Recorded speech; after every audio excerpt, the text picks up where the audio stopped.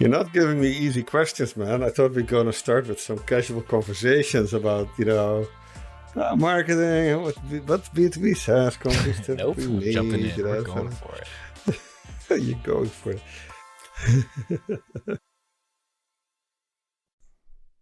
Hey, welcome to episode 29 of B2B SaaS Marketing Snacks.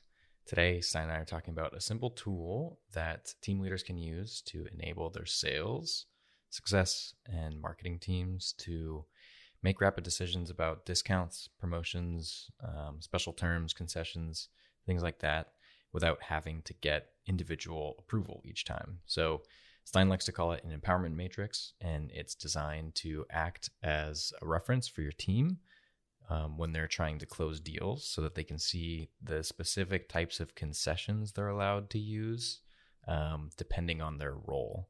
So as your team scales, I think you definitely want to make sure that you have something like this in place so that your team is actually enabled to make discounting decisions really quickly, but then also has a really clear set of rules to follow when doing so that they're not going too far out of the coloring outside the lines too much, so to speak, so that your pricing integrity stays intact. So today we go into the theory behind it and talk a little bit about some of the specific line items and concessions that you should be including in your empowerment matrix. And I think it's a good one. All right, let's jump into it. Why do you need an empowerment matrix to manage your sales team? And how do you manage sales empowerment? Yeah. Okay, so obviously as a company grows and your sales team has new targets to hit, and same with customer success, they're probably gold on upsells and retention, and sales is gold on net new deals. At some point, you're probably going to run into the issue where you have sales wanting to discount the product and maybe customer service as well on upsells in order to hit some of those targets. And obviously, there's probably a fine line that needs to be ridden when it comes to discounts versus maintaining, product pricing. I'm wondering. It looks like in the book you have in chapter 6.2 what you call an empowerment matrix. And I'm wondering if you can give a little bit of detail into what that is and how it's used. Maybe we can have a little conversation around that. Yeah, it's a topic that I've been very passionate about for probably now 12 or 13 years. When I was at Microsoft in the Netherlands, I ran sales there for part of the Dutch market, and managing discount levels and making sure that when we gave discounts that we got something valuable in return was an extremely important part of optimizing the outcomes. We talked in another episode about salespeople being the best salespeople being relatively lazy. They're also wired for to find the path of least resistance and to close a deal, and which then includes, is there anything that my prospect is asking for that I can say yes to allow us to move forward? And those are not just discounts, by the way, right? It could be certain terms, payment terms around, financial terms, intellectual property exceptions, who owns what type of intellectual property that may get, developed during an engagement. Risk and liability terms, right? To either limit those or to expand on those, to have certain level of insurance. All those things can be part of the sales negotiation, and thus the sales team will have sometimes a desire to get to be empowered, to be flexible in those areas. And some of those things are important to be able to do, but it's good to be thoughtful about what those are, especially when you're a services organization, a SaaS company, software as a service. You don't want to, for example, treat concessions on your terms or your pricing for the ongoing service the same way as you treat things that are one time, right? A one-time discount is, of course, very different on a perpetual license, for example, than a discount on your ongoing SaaS fee that will have impact for the next 5, 10, 15 years, right, during the lifetime of your customer. So what I like to do, when you think of B2B SaaS companies needing to optimize ARPU, average revenue per unit, per customer, per user, to drive T2, D3 growth, to be able to do exponential growth, you need to have an empowerment matrix in place. An empowerment matrix being kind of a model that says between all the different roles in my commercial organization, whether it's a marketing team member who wants to run a certain promotion, or it's a sales team member who wants to give a certain discount or maybe provide special payment terms, or it's a customer success manager who wants to maybe be flexible on when a certain price increase gets enforced on a renewal. All those things have to be defined in that empowerment matrix that clearly lays out which roles can approve discounts, term exceptions, up to what level. Right, and if they don't have the empowerment to make that decision, who is then sort of the next in the approval sequence who needs to be included up to maybe the CEO of the company, or even the board, maybe for certain exceptions when it comes to, for example, intellectual property or an OEM agreement where you're giving up exclusivity for a full part of the world, for the whole market. Then maybe the CEO is not even empowered to do that. It has to go to the board. So that's what the empowerment matrix is. Mike. And just to sort of maybe one step back on why is this so critical for what we like to call the T2, D3 growth path, is that because if you want to grow your revenue exponentially, you need to do three things at the same time. You need to grow your customer acquisition capabilities, so get more new customers faster, right? Reduce funnel friction, optimize conversion rates, things like that. At the same time, you need to get your churn under control, improve customer retention, right? So that all these new customers that you're adding are not walking out the back door. You need to do those two things, but then you need to do a third thing, which is ARPU expansion. You need to improve the amount of revenue that you get per unit, per customer, per user, per device. And the empowerment matrix is an important instrument to do so, especially when your sales team and your customer success team is growing, and your marketing team who are maybe doing certain promotions. That's why this is such a critical topic. So you listed a couple things earlier about the things that you can kind of negotiate on or give as an exception. So you have unique payment terms. You've got discount on a few different things. You can discount on services. So like implementation services and things like that. You can discount on the actual SaaS fee.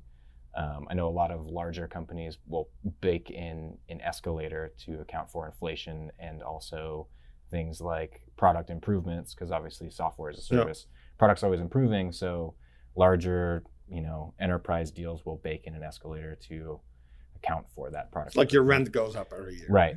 So you can waive some of those or you can reduce them. You can give discounts on licenses or thresholds. Anything else? I know that there's one that I've used in the past, which is in return for a discount on the first year, we required that the customer measure a certain number of metrics that they got from, results, time to process something before implementing, and then time to process after, so that we could build a case study around it. And they agreed to, give us permission to use their story as a case study. So that's one that I've used in the past. Are there any other examples that you can think of on things that could be, used as negotiation tools? Well, yeah, things that come up that customers ask for. I think you listed the most important ones, right? What do I pay for the service today and ideally ongoing? How do I limit your ability to increase those fees over time, or get some kind of lock-in or price guarantee? A discount on professional services to get going, or to do customizations, which of course as a SaaS company always want to limit that, right? You want to make products that are usable by all your clients instead of doing one-offs, but sometimes that's needed, and those then could be part of your negotiation to discount those. Better to discount professional services than discount your product. And then there's all these exceptions around intellectual property. payment terms or risk and liability terms in your either your EULA, your end user license agreement, or your SaaS license agreement, your user agreement, that are more about, who pays for what if something bad happens, right? Who pays for whether it's outages, service level agreements, whether it's the risk of the indemnification of infringing on other parties' intellectual property. There's so many terms and conditions that could come to that sort of negotiation table. So that all falls under sort of the terms and conditions in your typical EULA or user agreement. Intellectual property is usually only an issue when the product is sold as a platform and your customers are building capabilities on top of that. They want to make sure that they own that, right? Or at least there's joint ownership, so no party is limited in how they keep innovating their own products. So those are key things that I don't think can ever be negotiated by an individual sales rep. It has to go up to probably the chief revenue officer or even the CEO. So those are kind of the three buckets, like payment terms. Yeah, those are not very different from giving discounts on the servers. Yeah, pay a little bit later or pay in multiple instances. So I think there you can give your sales team a little bit of empowerment or your customer success managers. When it comes to risk and liability exceptions, I would limit it, but you may be able to do a little bit to give your commercial team some flexibility in taking on a little more risk or allowing, for example, the legal proceedings to take place in the home state of the customer instead of in your home state. Those are not that big of a deal, right? So you can list sort of what you allow your commercial team to do. Intellectual property, I don't think should ever be delegated to anybody other than the CEO. But then let's talk about a couple that are more fringe that I've seen, Mike.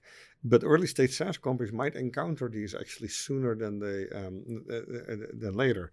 One is OEM agreements or white label agreements. So if you have someone on your team doing business development that includes relatively custom partnerships with parties who would like white label your product and go to market in a certain vertical on your behalf, where they brand it or where they do the marketing and the sales and even the services. That, of course, constitutes very specific agreements that will require a lot of empowerment trade-offs, like how much does your business development VP, for example, how much empowerment does he or she have to negotiate exclusivity with parties like OEMs or white label partners. Another one is, I call them true up terms. Certain customers would benefit and would actually really like to have an ability to use your product more than they initially envision. They want to, let's say they buy the product for 10 users, but they want to be able to add 20, 30, 40 users over time without any friction, without having to go to you and actually find money to pay for that or have budget. And there might be a reason for you to allow for that because you're incented to get your customer to use your product as much as possible, right? So if they want to add more users or devices and whatever your payment foundation is for your pricing model, might be in your interest, even if they don't pay right away. And then a term could be that at the end of the year, at the end of the billing period, you true up, you go to your customer and say, hey, you're paying for 10 users right now. You've actually had 15 users on our system and we've allowed you to do that so that they can experience the value, you can kind of test it. But now we have a choice to make. You either have to start paying for 15 in the next billing cycle, or you have to take those users off the platform.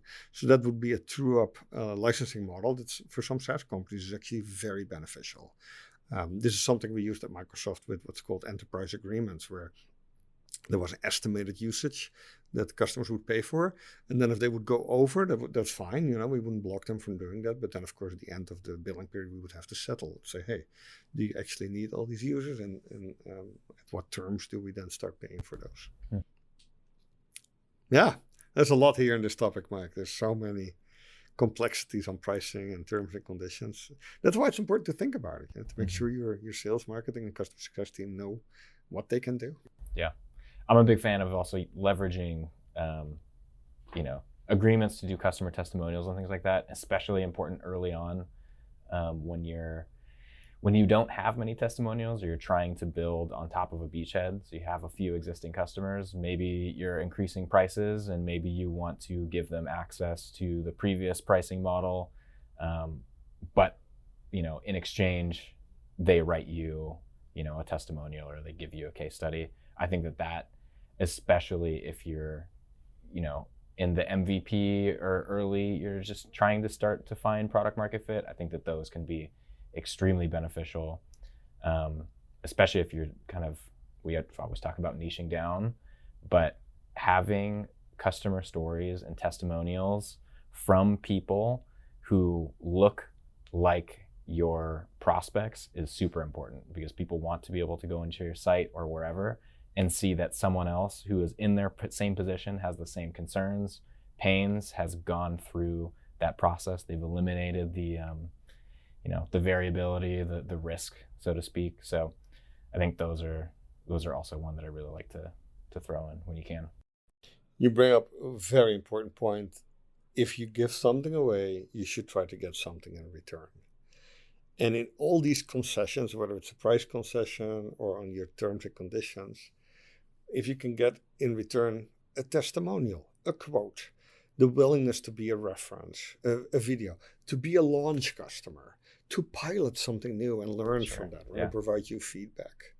And those things will, to your point, be different depending on where you are in your maturity, right? If you're trying to get from MVP to product market fit, then getting a couple of case studies, references is invaluable, right? You might even give away everything for free. Sure, yeah, just to get good feedback and to get somebody to say some good stuff about you. Yeah, and then when you're mature and you're in T2, D3 mode, maybe you don't want to do that, because now if you give away discounts just to get a case study, that might set a precedent for all your clients to want the same, right? So maybe you don't want to do it, but then you want something else in return. Sure. Maybe it's a lock-in for our commitments for the next 3 years, right?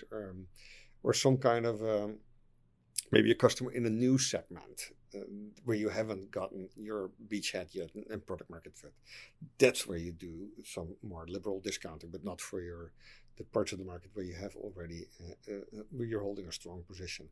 So I think what are those gives and gets? They change based on how mature you are in the market. But it's really important to think about that balance. By the way, I never ask for a testimonial. I ask for time to allow us to interview them. Okay. Because I think you don't want to make it sound like, hey, I'm asking you to say good things. Sure. Yeah, that's fair. But I'm asking you to invest some time. Absolutely. To give us feedback. So at the end of the day, you need to have some type of documentation around what flexibility your sales, customer success teams actually have to make decisions around discounts and concessions for selling the product.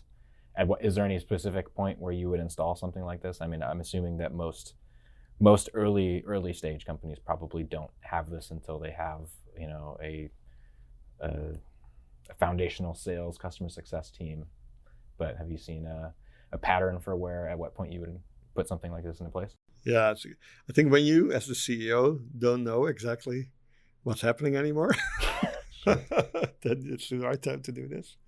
I also like to call it the empowerment model or empowerment matrix. It's not about restricting, it's about empowering the right people in the organization to do what's needed to do their jobs, right? And some of these things you actually want them to be able to do. If that reduces friction, improves speed of the funnel. So yeah, whenever you feel you're not, you cannot count the exceptions on one hand anymore, the exceptions within, say, a quarter or a year, it's probably time to think about this.